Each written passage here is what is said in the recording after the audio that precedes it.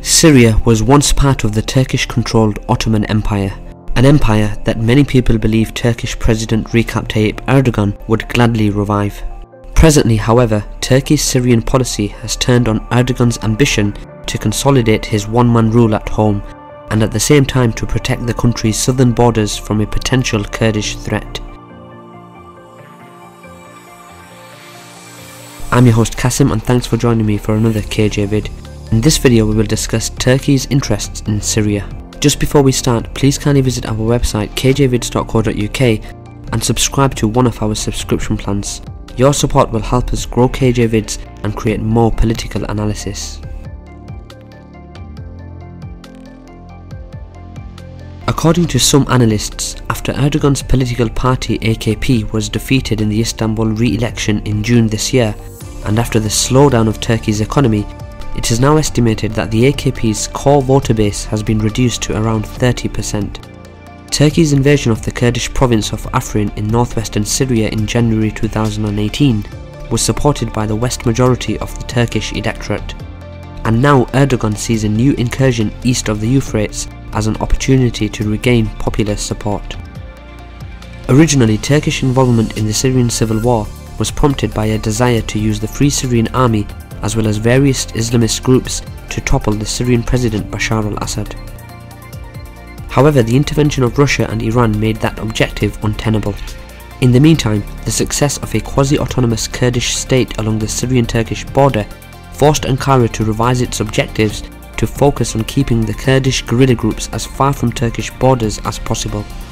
At this point, Turkey's long-term goal is to create a wide strip of the northern Syrian border which would become a safe zone where Syrian Sunni Arab refugees can return and replace the local Kurdish population. It would get rid of millions of Syrian refugees who have made their way to Turkey over the years, where they have now become a burden for Erdogan. Ankara is determined to establish a 30-kilometer wide buffer zone along its Syrian border, apparently between the Tigris and Euphrates and beyond, as it wants to settle Arab populations in those areas. At the same time, Turkey aims to disperse Kurdish militias linked with the outlawed Kurdistan Workers' Party and dismantle their structures. Turkish troops and Turkish-backed militia already control Afrin province, a predominantly Kurdish region, as well as the area along the Turkish-Syrian border, extending to the western bank of the Euphrates across the river from Jarablus and south to Abu al-Zandin. Turkey-backed rebels still hold most parts of Idlib province, and the Kremlin prevents the Syrian Arab army from starting a large military offensive in that area, even though both Russia and Syria conduct airstrikes against supposedly militants on a daily basis. Power in Idlib mostly rests with a jihadi faction known as Tahrir al-Sham. It has roots in Al-Qaeda and is internationally designated as a terrorist group, but Turkey nonetheless maintains ties to the organisation and is using it as a proxy. Turkish soldiers have set up a dozen military outposts inside the Idlib enclave, one of several Turkish military incursions into this corner of Syria over the past few years, and they also work closely with Tahrir al-Sham's local rivals. Russia, on the other hand, is greatly irritated by Turkish protection for Tahrir al-Sham, which collaborates with Chechen and Central Asian extremists. Moscow blames the group for drone attacks on the Russian Air Force base in western Syria.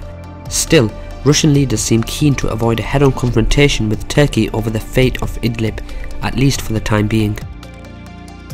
Turkey is extremely concerned that a Syrian Arab army's military offensive in Idlib would create a humanitarian catastrophe which may lead to the flow of millions of refugees to its border. Hosting millions of Syrians has already cost Turkey a lot, and such a move may have the potential to create social and political unrest in Turkey, which is already experiencing economic instability due to currency fluctuations and foreign currency rates against the Turkish lira.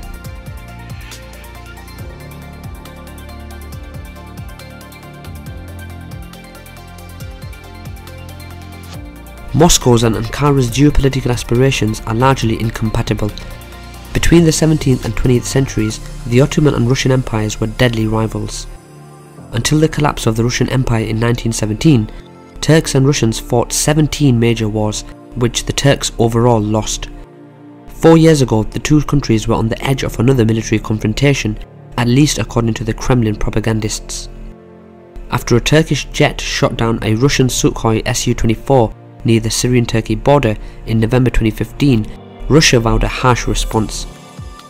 Apart from imposing a ban on the import of Turkish tomatoes, nothing significantly happened. Shortly after the incident, Moscow and Ankara signed the intergovernmental agreement for the construction of the Turkish Stream pipeline, fully funded by Russia's state-owned Gazprom company. The Kremlin easily overcame the Turkish downing of a Russian jet.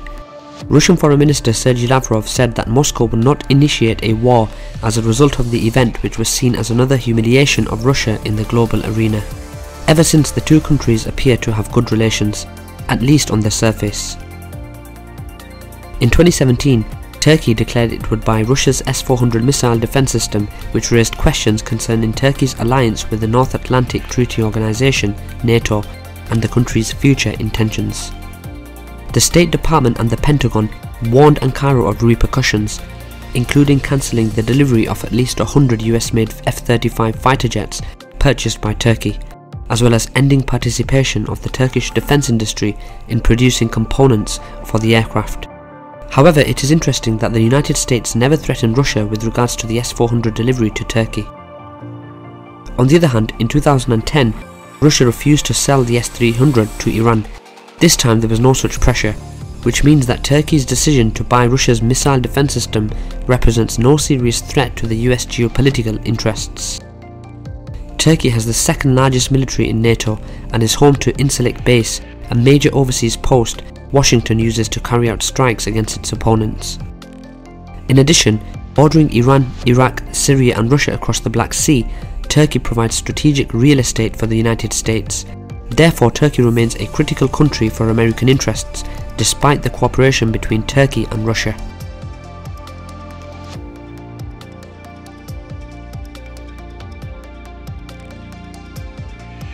Even though the deterioration of relations with the US is hitting Ankara hard, in the long term, Turkey will likely remain a part of the wider West, which is a term used by Zbigniew Brzezinski, one of America's leading 20th century strategic thinkers. In order to have the Syrian conflict resolved, Turkey will have to keep cooperating not only with Russia, but with the US as well, regardless of the fact that most of the American troops will abandon Syria.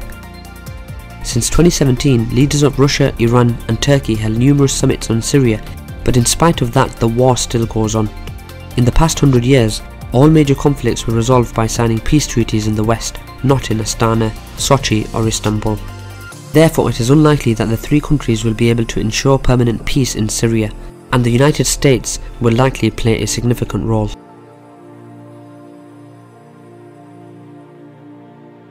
That's all for today guys, thanks for watching another KJ vid. We would like to thank Nikola Mukovic, who produced this political analysis and is a regular contributor to KJ vids. Please visit our website kjvids.co.uk and subscribe to one of our plans, which will give you unlimited access to our content and the full transcripts of these reports. Thanks for watching again, and see you next time.